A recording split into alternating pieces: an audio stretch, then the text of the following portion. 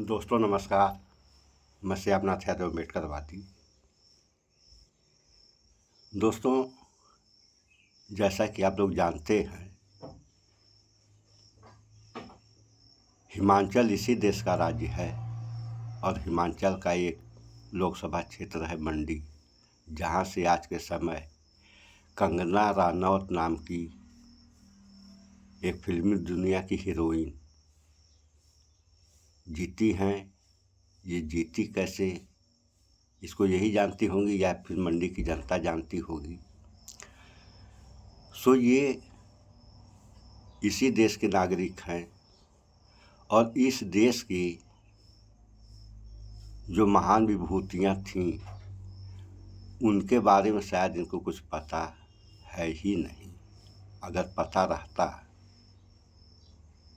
तो ये वो बातें नहीं कहती जो कह रही हैं। इंदिरा गांधी के बारे में इन्होंने क्या क्या कहा, आप लोग किसी चैनल पे देख सकते हैं। इनको ये नहीं मालूम, जैसे आज अमेरिका पूरी दुनिया पे राज कर रहा है, उस समय भी दो शक्तियाँ थीं, अमेरिका रूस, और तीसरी शक्ति भारत था। इंदिरा गांधी ने आधी दुनिया पे राज किया, ये कंगना रनौत को नहीं मालूम है। और सांसद हैं, राहुल गांधी के बारे में इन्होंने कहा कि इनको जो है विपक्ष का नेता क्यों बना दिया गया। पत्रकार कहता है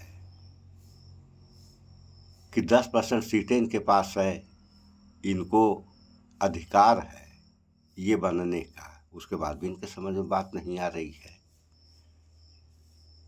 अब किसानों के बारे में क्या इन्होंने कहा, ये जग जाहिर है। बलात्कारी रेपिस्ट लाशें पेड़ों पर टंगी हुई थी, इन्होंने देखा था अपनी नज़रों से। और उन किसानों के बारे में इन्होंने कहा था जो किसान इनके बाप दादा खुद थे। और किसान की इतनी बड़ी हैसियत कि किसान अन्न पैदा करता है और पूरी दुनिया खाती है। इन लोगों के बारे में ऐसी बातें ये कह रही हैं। अब आइए आगे। पूर्व राष्ट्रपति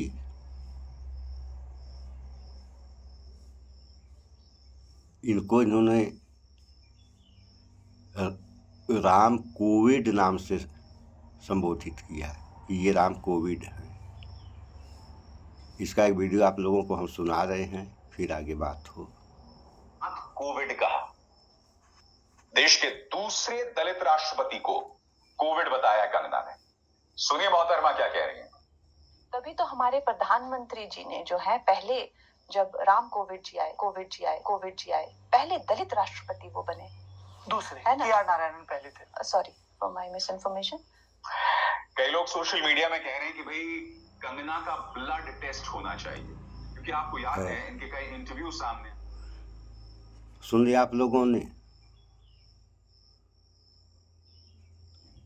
रामनाथ कोविंद की जगह राम कोविड ये बोल रही हैं और सांसद बन के बैठी हैं। इनको देश चलाना है, कैसे ये देश चलाएंगी? अरे शर्म आनी चाहिए उस जनता को जिसने इनको जिताया। ये हाल है। अब ये क्या बोल जा रही हैं, क्या बोल रही हैं, इनको ये पता नहीं देश आज़ाद कब हुआ। बच्चा बच्चा जानता है, दुनिया जानती है कि हिंदुस्तान 15 अगस्त 1947 को आज़ाद हुआ। इनको नहीं मालूम। देश का पहला प्रधानमंत्री कौन बने, इनको नहीं मालूम। तो जो इस देश की महान विभूतियाँ थीं, जैसे नेताजी सुभाष चंद्र बोस, पंडित जवाहरलाल नेहरू, इंदिरा गांधी, लाल बहादुर शास्त्री, जो भी लोग थे, पहले तो इन लोगों का इतिहास मालूम होना चाहिए, ज़्यादा नहीं कुछ ही मालूम होना चाहिए, मालूम तो होना चाहिए। जब ऐसे ऐसे लोग संसद में जाएंगे तो इस देश और देश की जनता का क्या होगा? इस पे आप लोग विचार करें और विचार करते रहें, अन्यथा यहाँ पे कहा जा रहा है कि बटेंगे तो कटेंगे। हाँ, इसमें एक बात हम और भूल गए, इनकी हरकतों से बाज आकर गृह मंत्री शाह इनको तलब किए, ये गईं और उन्होंने कहा कि तुम ऐसे मुद्दों पर मत बोला करो, ऐसे मुद्दों पर बोलो।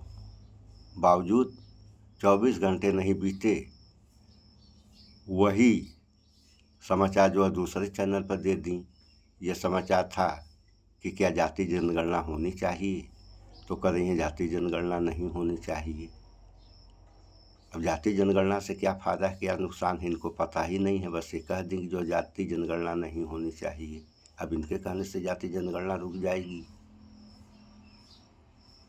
किसी भी चीज़ का समय होता है, यदि ऐसा समय आ जाएगा कि मजबूर होकर के मोदी जी खुद जो है जाति जनगणना करा देंगे और नहीं कराएंगे तो उसके बाद क्या परिणाम होगा, ये तो जनता के सामने आएगा। इसमें कहने वाली क्या बात है?